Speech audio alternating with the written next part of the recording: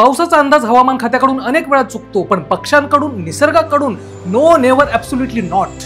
निसर्गाकडून पावसाआधी कोणत्या हिंट्स मिळतात हे मी तुम्हाला सांगेलच, पण त्याआधी एक छोटीशी हिंट देतो. तुम्ही फॉलोचं बटन दाबलं की आमच्या सगळ्या व्हिडिओज तुम्हाला दिसतील. पावसाळा सुरू होण्याआधी चातक पक्षी त्याच्या विशिष्ट आवाजात पावसाची सूचना देतो. पावसा पक्षाचा हा आवाज ऐका, तो शेतकऱ्यांना पेरते व्हा अशी सूचना देत असतो. आता कावळा कुठे घर बांधतो यावरून किती पाऊस पडणार याचा अंदाज येतो. त्याने बाभूळ, सावर अशा काटेरी झाडांवर घरटं केलं तर पाऊस कमी पडतो, आणि आंबा, करंज या वृक्षांवर केलं तर त्या वर्षी पाऊस चांगला येतो. आता कावळ्याने झाडाच्या पूर्व दिशेने घरटे केले तर पाऊस चांगला पडणार, आणि पश्चिमेला केले तर पाऊस सरासरी एवढा पडणार.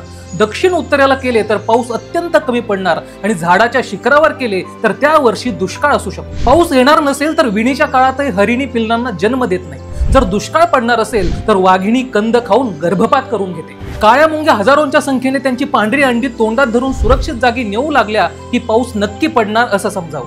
मराठवाड्यात प्रचंड संख्येने आढळणाऱ्या गोडंबा म्हणजेच बिब्याच्या झाडाला बहर येणे हे दुष्काळाचे संकेत आहे. तुमच्या भागात अशा कोणत्या घटनांवरून पावसाचा अंदाज लावला जातो हे कमेंट करून नक्की सांगा, आणि ही रील शेअर करायला विसरू नका.